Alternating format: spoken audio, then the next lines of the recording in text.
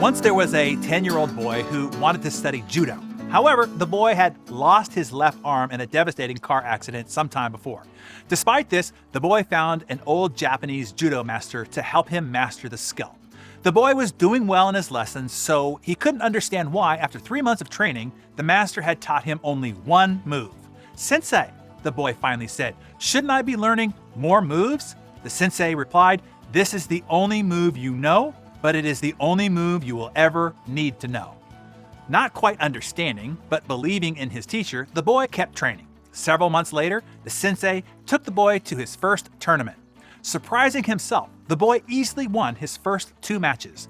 The third match proved to be more difficult, but after some time, his opponent became impatient and charged. The boy deftly used his one move to win the match. Still amazed by his success, the boy was now in the finals. This time, his opponent was bigger, stronger, and more experienced. For a while, the boy appeared to be overmatched. Concerned that the boy might get hurt, the referee called a timeout. He was about to stop the match when the sensei intervened. "No," the sensei insisted, "let him continue." When the match resumed, the boy's opponent made a critical mistake. He dropped his guard, and it was at that moment that the boy used his one move to pin his opponent. The one-armed boy had won the match and the tournament. He was the champion.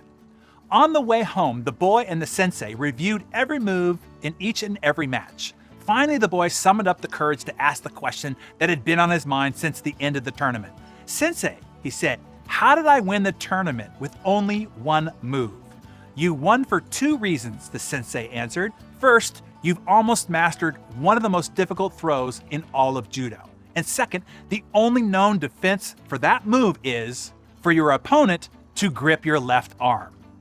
Unbeknownst to the boy, the sensei had taught the boy to use his biggest weakness as his greatest strength. Now, my Darren Daily friends, take a look at your life. Where do you perceive you have a significant weakness? I knew that I wasn't as smart as other kids in my classes, so I figured out how to see simplicity in complexity, to identify, to focus on, and to master what matters the most. It has been a massive advantage now in my success trajectory. Heck, it's essentially what I do for you here every morning. Richard Branson has dyslexia and ADD. That caused him to create boundaries, rules, and structures to keep himself focused. Now he's considered a master of productivity. How about you? What is a significant weakness that you have? And what can you do to make that weakness now your strength?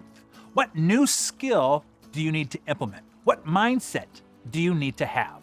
Jot down those answers in your Darren Daily Journal and tell us in the comments below what weakness you will be working on to make your greatest strength starting this week.